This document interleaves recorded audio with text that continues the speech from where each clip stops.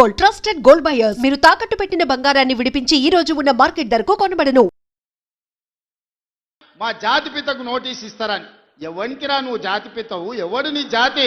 వినోదరావు నీ జాత? ఎర్రబల్లి దయాకరావు నీ జాత? కుక్కడపల్లి కృష్ణారావు గారు నీ జాత? లేకపోతే తన్నీరు హరీష్ రావు గారు నీ జాత? నీ జాతికి పిత ఉండొచ్చు, మాకు మా నల్గొండకో లేకపోతే మా పాలమూరుకు నీ జాతితో ఏం పని? నీ జాతి ఏంది? నీ నీతి ఏంది? నీలాంటోడు జాతి పితయి పెళ్ళ మొగుడు జోలి పెట్టుకుంటే కూడా ఫోన్ లేనే సన్నాసి నువ్వు జాతి పితవంటే ఎవడన్నా ఉంటే ఆత్మహత్య చేసుకుంటాడు, బాయిలో దుంకి చచ్చిపోతారు. సిగ్గుతోని తల వంచుకోవాలి. ఇట్లాంటి ఘోరమైన క్రూరమైన నేరాలు చేస్తే పోలీసు వాళ్ళు పట్టుకొచ్చినట్టు వానికి ముఖానికి ముసుగు తోడికి కండ్ల కాడికి ఇట్లా పొక్కలు పెట్టి పట్టుకొస్తారు. ఆయన ముఖం మందికి చూపియొద్దండి. మన పోలీసు వాళ్ళు పిలిచినప్పుడు హరీష్ రావును కేటీఆర్ని అందరినీ ముఖానికి ముసుగు తోడికి పట్టుకొచ్చేది ఉండే, లేకపోతే ముఖానికి మసి ఊసి పట్టుకొచ్చి పోలీసుల ముందర పెట్టేది ఉండే. పోలీసు వాళ్ళు మంచోళ్ళు కాబట్టి ఏమనలేదు. మా జాతిపితకు నోటీస్ ఇస్తావా? మా జాతిపితకు నోటీస్ ఇస్తే తెలంగాణ సమాజానికి అందించినట్టే అంటాడు. అట్లనే అనుకుందాం. ఒకవేళ మీకు నోటీస్ ఇస్తే తెలంగాణ సమాజానికి ఇచ్చినట్టే అంటున్నావు కదా, మరి నీ జన్వాడలో ఉన్న ఫామ్ హౌస్ మా తెలంగాణ ప్రజలదా? నీకు నోటీస్ ఇస్తే మరి తెలంగాణ అందరికి ఇచ్చినట్టయితే నీకున్న ఎర్రవల్లి ఫామ్ హౌస్ తెలంగాణ సమాజం అందరికి ఇస్తావా? జన్వాడలో నీకున్న ఫామ్ హౌస్ అందరికి ఇస్తావా? మొయినాబాద్లో హరీష్ రావుకున్న ఫామ్ హౌస్లో అందరినీ రాణిస్తావా? మీ టీవీలు మీ పేపర్లు మాకు ఇస్తావా? వేల కోట్ల రూపాయలు తెలంగాణను కొల్లగొట్టిన దాంట్లో తెలంగాణ నిరుద్యోగులకు ఏమని ఇస్తావా? ఎమ్మెల్యేలు, ఎమ్మెల్సీలు, రాజ్యసభలు, లోక్సభలు, మంత్రులు, ముఖ్యమంత్రి అన్ని మీరే తీసుకున్నావు. తెలంగాణ సమాజానికి ఇచ్చినవా? ఒక్క శ్రీకాంతాచారి తెలంగాణ కోసం ప్రాణత్యాగం చేస్తే శంకరమ్మ ఎక్కడుందో కూడా తెలియదు వాళ్ళ తల్లికి. కనీసం మొట్టమొదట తెలంగాణ కోసం ప్రాణత్యాగం చేసుకున్న శ్రీకాంతాచారి తల్లి కూడా చిన్న బాధ్యత ఇవ్వకపోతివే. జాతిపిత అంటే ఎవరయ్యా అంటే తెలంగాణ కోసం సర్వం త్యాగం చేసిన ప్రొఫెసర్ జయశంకర్ జాతిపిత అవుతాడు. లేకపోతే ఆంధ్రప్రదేశ్లో పార్టీ చచ్చిపోయినా, తెలంగాణలో అధికారం కోల్పోయినా, కేంద్రంలో ప్రభుత్వం పోయినా పర్వాలేదు అని తెలంగాణ రాష్ట్రం ఇచ్చిన సోనియమ్మ తెలంగాణ తల్లి అయితే తప్ప నీలాంటి దోపిడీదారుడు, దొంగ, లుచ్చ నువ్వెట్లా జాతిపితవైతావని నేను అడగదలుచుకున్న. మిర్యాలగూడ నుంచి సిగ్గులేని మాటలు మాట్లాడతారు. ఇవాళ చేసిన తప్పులకు తల వంచుకొని ముక్కు నేలకు రాయాలి. తెలంగాణ సమాజం ముందల తెలంగాణ సమాజాన్ని క్షమాపణ అడగాలే తప్ప ఇవాళ ఇంకా సిగ్గులేని మాటలు మాట్లాడుకుంటా బీఆర్ఎస్ వాళ్ళు తిరుగుతారు. ఇవాళ పోయాడు మిర్యాలగూడలో మాట్లాడుతుండు ముఖ్యమంత్రి. ఏమంటాడు? నేను ఎక్కడనో అడిగినా ఏమైందా 4000 పింఛన్ ఎప్పుడు ఇస్తావు? అవ్వా తాతలకు 4000 పింఛన్ ఇస్తా అన్నావు, ఎప్పుడు ఇస్తావయ్యా అన్న అంటే అంటాడు నీ తొండల లాగులు ఏమంటారు, నీ లాగులో తొండలు జొరగొడతా అంటాడు. నువ్వు 4000 పింఛన్ ఎప్పుడు ఇస్తావురా అంటే తొండలు జొరగొడతా అంటాడు వీడు. అరే అక్క చెల్లెలకు 2500 మహాలక్ష్మి ఎప్పుడు ఇస్తావురా నాయన నేను అడిగితే అప్పుడు ఒట్లు పెట్టుకోలే వీళ్ళు. బాండ్ పేపర్లు రాసియలే, బాండ్ పేపర్లు రాసిచ్చిండ్రు. అమ్మతోడు అయ్యతోడు ఒట్లు పెట్టుకున్నారు. ఒట్లు పెట్టుకొని బాండ్ పేపర్ల మీద రాసిచ్చి ప్రామిసరీ నోట్లు ఇచ్చి సంతకాలు పెట్టి మహాలక్ష్మి 2500 ఎప్పుడు ఇస్తావురా అంటే నీ పేగులు తీసి మెడలేసుకుంటా అంటాడు. నా పేగులు మెడలేసుకుంటే నీకు వచ్చేదేంది? మా మహిళలకు 2500 ఎప్పుడు ఇస్తావో చెప్పు, లేకపోతే మా అక్క చెల్లెళ్ళే నీ పేగులు తీసి మెడలేసుకుంటారు బిడ్డ, జాగ్రత్త అని చెప్పి హెచ్చరిస్తా ఉన్నా. ఇవాళ ఎక్కడో మాట్లాడుతుండు మిర్యాలగూడలా.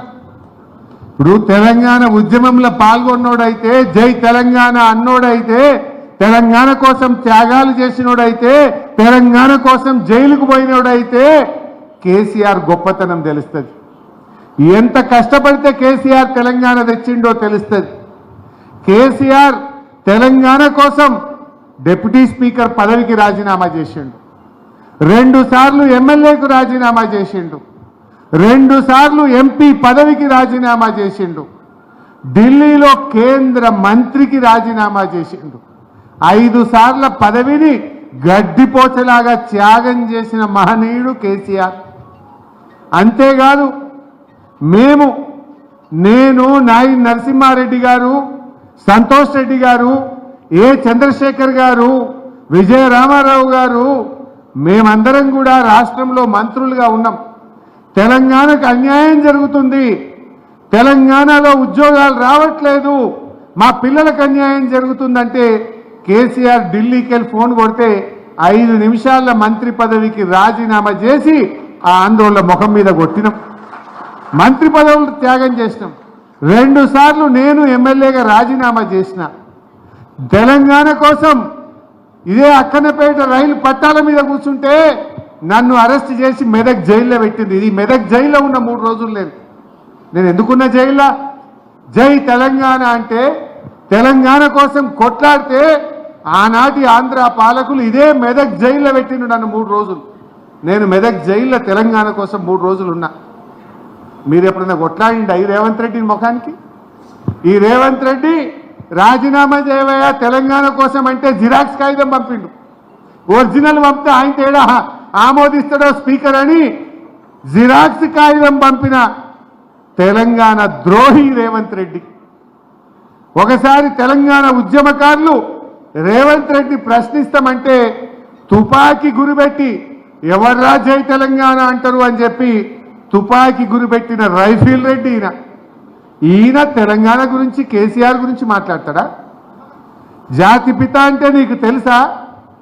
కేసీఆర్ పదవి త్యాగాలు కాదు, ప్రాణ త్యాగానికి సిద్ధపడ్డ నాయకుడు కేసీఆర్.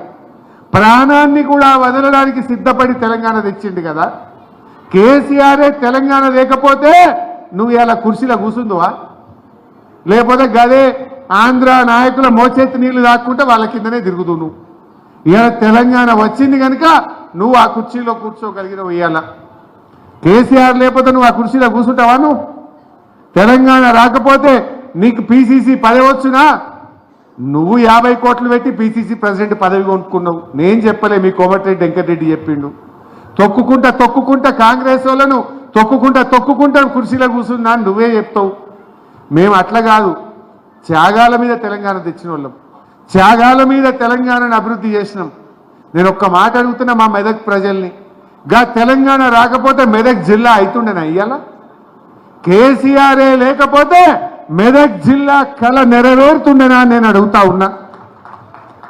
ఎన్నేళ్ళు ఇందిరాగాంధీ అప్పటి నుంచి వింటున్నాం మెదక్ జిల్లా చేసిండ్రా ఎవరన్నా? ఇలా మెదక్ జిల్లాను, మెదక్ ప్రజల కళల్ని నిజం చేసింది కేసీఆర్. ఈ గులాబీ జెండా చేసింది. కలెక్టర్ ఆఫీస్ వచ్చిందంటే, ఎస్పీ ఆఫీస్ వచ్చిందంటే, మెడికల్ కాలేజ్ వచ్చిందంటే, 250 పడకల ఆసుపత్రి వచ్చిందంటే, మెదక్లో 4 లైన్ల రోడ్లు, ఫుట్పాత్లు, కాలేజీలు, స్కూళ్ళు, ఈ మెదక్ అభివృద్ధి జరిగిందంటే అది కేసీఆర్ వల్ల జరిగింది కదా. ఎవడని చేసిండా ఈ కాంగ్రెస్? అసలు మెదక్ రైలు తెచ్చింది ఎవరు? బీఆర్ఎస్ పార్టీ కదా మెదక్ రైలు తెచ్చింది. రాష్ట్ర ప్రభుత్వం డబ్బులు కట్టి మేం భూసేకరణ చేసి ఇలా రైలు తెచ్చి మెదక్ ప్రజల కళను నిజం చేసినాం. ఇవాళ కొంతమంది ఏం చెప్పిండ్రు? గెలవంగానే 3 చౌరస్తాలు అందంగా తీర్చిదిద్దామన్నారు. ఏమైనా అయిందా ఏదైనా చౌరస్తా? బీఆర్ఎస్ చేసిన చౌరస్తాలే తప్ప కొత్త చౌరస్తా ఒకటన్నా అభివృద్ధి అయిందా? నేను అడుగుతున్నా, 2 ఏళ్ళని అర్థమైందమ్మా కాంగ్రెస్ గవర్నమెంట్ వచ్చి. పావుల పని అయిందా మెదక్ లెక్కన? పావుల యానన్న జానెట్ సిసి రోడ్డు పోసిండ్రా? ఒక బిల్డింగ్ కట్టిండ్రా? ఒక స్కూల్ కట్టిండ్రా? ఒక కాలేజీ కట్టిండ్రా? ఒక దవాఖానా కట్టిండ్రా? ఏం జరిగింది మెదక్లో అని అడుగుతున్నా. బీఆర్ఎస్ కదా చేసింది. ఇవాళ ఒకప్పుడు మెదక్లో బుడ్డ రోడ్ ఉంటుండే, సింగిల్ రోడ్ ఉంటుండే. ఇలా 4 లైన్ రోడ్డు మెదక్ జిల్లా కళ తెచ్చింది కేసీఆర్ కదా. ఎన్ని పనులు చేసుకున్నాం. గణపురం కాలువల ఆధునీకరణ చేసి 10 ఏళ్ళు బ్రహ్మాండంగా 2 పంటలకు నీళ్ళిచ్చి మెదక్కు కళ తెచ్చింది కేసీఆర్ కాదా? ఏం చేసింది మీరు?